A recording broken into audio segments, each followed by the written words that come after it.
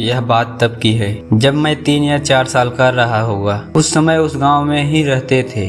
मुझे रोज रात को खिड़की के बाहर एक औरत दिखाई देती थी। उसने सफेद साड़ी पहनी हुई थी और उसकी आंखें नीली होती थी। वह मुझे बुलाती थी और मैं डर भी जाता और अपनी माँ को पकड़कर सो जाता था। कुछ दिनों में हमने अपने पिता के साथ शहर में रहने लगे। गांव का घर खाली हो गया। हमारा गांव जाना भी कम होने लगा। अब केवल शादी ब्याह में ही जाना पड़ता था। वह भी केवल मेरे माता पिता ही जाते थे। मैं अपने गांव के बारे में लगभग सब कुछ भूल चुका था। रात में दिखने वाली उस लड़की को भी मैं सपना समझने लगा था। मेरे चाचा के लड़की की शादी थी। मैं करीब 15-16 साल के बाद गाँव गया था। हमने अपना घर भी साफ करवा रखा था। हम अपने घर में ही रुके थे। एक रात अचानक मेरी नींद खुली। मैंने खिड़की से बाहर देखा तो मुझे वही औरत दिखाई दी। उसकी आंखें नीली नीली चमक रही थी और वो मुझे पहले की तरह बुला रही थी। मुझे ऐसा लग रहा था जैसे मेरा बचपन का कोई डरावना सपना सच हो गया हो। मैं काफी डर गया और भगवान को याद करने लगा। मैंने जल्दी से खिड़की बंद कर दी। उस रात मुझे नींद नहीं आई। मैं अगले दिन से अपने घर पर नहीं सोया और उसके बाद से मैं गाँव